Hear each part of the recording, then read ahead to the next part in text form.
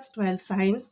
आज हम संक्रमण तत्वों में घनत्व को देखेंगे। घनत्व का मान संक्रमण तत्वों में किस प्रकार बढ़ता है या किस प्रकार घटता है।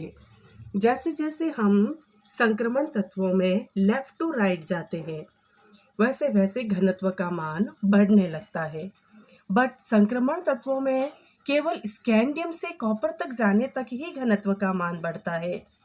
देखो, संक्रमण तत्व जो है वो समूह 3 से लेकर के 12 तक पेरियोडिक टेबल में उपस्थित होते हैं। समूह 1 व 2 जो है वो एस ब्लॉक एलिमेंट, 3 से 12 तक संक्रमण तत्व यानी कि डी ब्लॉक एलिमेंट और 13 से लेकर 18 तक पी ब्लॉक एलिमेंट होते हैं। तो संक्रमण तत्वों में घनत्व का जो मान है वो समूह 3 से 11 तक ही बढ़ता है। यदि हम बात करें समूह 12 में जिंक उपस्थित रहता है। जिंक, कैडमियम और मरकरी है समूह 12 में। बट जिंक जो है यहाँ पर एज ए एक्सेप्शन की भांति कार्य करता है, क्योंकि ट्रेंड क्या चल रहा है, लेफ्ट टू राइट जाने पर डेंसिटी इंक्रीज होगी। बट ये केवल स्कैंडियम से कॉपर तक यानी कि 3 से 11 तक। जिंक तक आने पर डेंसिटी डिक्रीज होने लगती है, घटने लगती है। इसका कारण अपन पहले वाली वीडियो में कर चुके हैं, क्योंकि जैसे जैसे अपन लेफ्ट टू राइट जाते हैं इन ट्रांजिशन एलिमेंट्स, हम देखते हैं कि कॉपर से जब हम जिंक पर आते हैं तो एटॉमिक साइज इंक्रीज होता है, जबकि डिक्रीज होना चाहिए था। हम जानते हैं कि कॉपर का एटॉमिक साइज 128 पिकोमीटर है, बट जिंक की साइज कॉपर से ज़्यादा है। जिंक की एटॉमिक साइज है 137 पिकोमीटर। क्योंकि कॉपर से जिंक बड़ा है तो जिंक की जो डेंसिटी है वो भी कम होगी। कारण क्या है, एटॉमिक साइज जैसे जैसे इंक्रीज होती है वैसे वैसे वॉल्यूम भी इंक्रीज होता है। बट जब भी वॉल्यूम बढ़ेगा तो घनत्व घटेगा। इसका मेन रीज़न ये दो रिलेशनशिप ये हमको लर्न करनी पड़ेगी।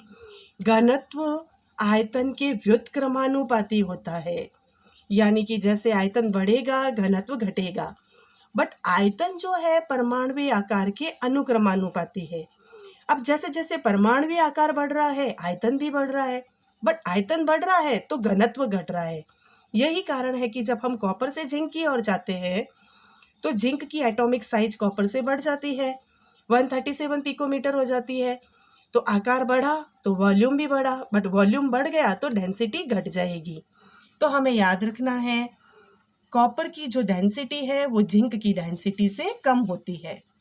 इसके अतिरिक्त यदि समूह पूरे 12th की बात करें, पूरे 12वें समूह में जिंक, कैडमियम और मरकरी है। जिंक, कैडमियम और मरकरी जो है इनमें से जिंक और कैडमियम तो बिल्कुल ही सॉफ्ट मेटल है, और मरकरी जो है आप लोग जानते हैं लिक्विड फॉर्म में रहता है रूम टेम्परेचर पर। एकमात्र ऐसा धातु जो कमरे के तापमान पर द्रव अवस्था में पाया जाता है। तो हम इस बिहाव पर कह सकते हैं कि जैसे जैसे हम राइट हैंड साइड में आए वैसे वैसे एटॉमिक साइज इंक्रीज हुआ। एटॉमिक साइज इंक्रीज हुआ तो वॉल्यूम इंक्रीज हुआ, और जैसे ही वॉल्यूम इंक्रीज हुआ तो डेंसिटी घटने लगी। डेंसिटी ठोसों में बहुत ज़्यादा होती है, द्रव में उससे कम होती है, और गैसों में सबसे कम होती है। तो जैसे जैसे हम वर्ग में ऊपर से नीचे आ रहे हैं, यानी कि ये 12वां समूह जिंक, कैडमियम और मरकरी, हम डाउन द ग्रुप आ रहे हैं। जैसे जैसे एटॉमिक साइज इंक्रीज होगी नेचुरली वॉल्यूम इंक्रीज होगा तो डेंसिटी घटेगी। यही कारण है कि इनकी एटॉमिक साइज बढ़ी हुई है। तो ये दोनों सॉफ्ट मेटल, बट इस साइड वाले जितने भी है लेफ्ट हैंड साइड वाले वो सारे हार्ड मेटल।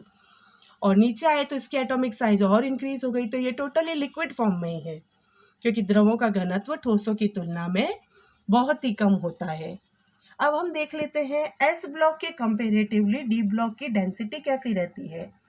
एस ब्लॉक है पेरियोडिक टेबल में लेफ्ट हैंड साइड में, ग्रुप 1 और 2 को ये कवर करता है। संक्रमण तत्वों का जो घनत्व है वो एस ब्लॉक के कंपेरेटिवली अधिक होता है। वर्ग में ऊपर से नीचे जाने पर घनत्व घटता है। और दो चीज़ें और याद रखनी है, पूरी पेरियोडिक टेबल में ऑस्मियम और इरिडियम ये दो ऐसे तत्व हैं जिनकी डेंसिटी अधिकतम होती है। ये दोनों इनकी डेंसिटी की वैल्यूज़ है। फिर से याद रखने योग्य दो बातें हैं, ऑस्मियम और इरिडियम। ये ऑस्मियम, ये इरिडियम, ये दो एलिमेंट्स जिनकी डेंसिटी हाईएस्ट होती है टोटली पेरियोडिक टेबल में। इस प्रकार हमने देख लिया, जब हम वर्ग में ऊपर से नीचे जाते हैं एटॉमिक साइज बढ़ने के कारण डेंसिटी का मान घटता है, बट जब हम लेफ़्ट टू राइट जाते हैं तो डेंसिटी इंक्रीज होती है।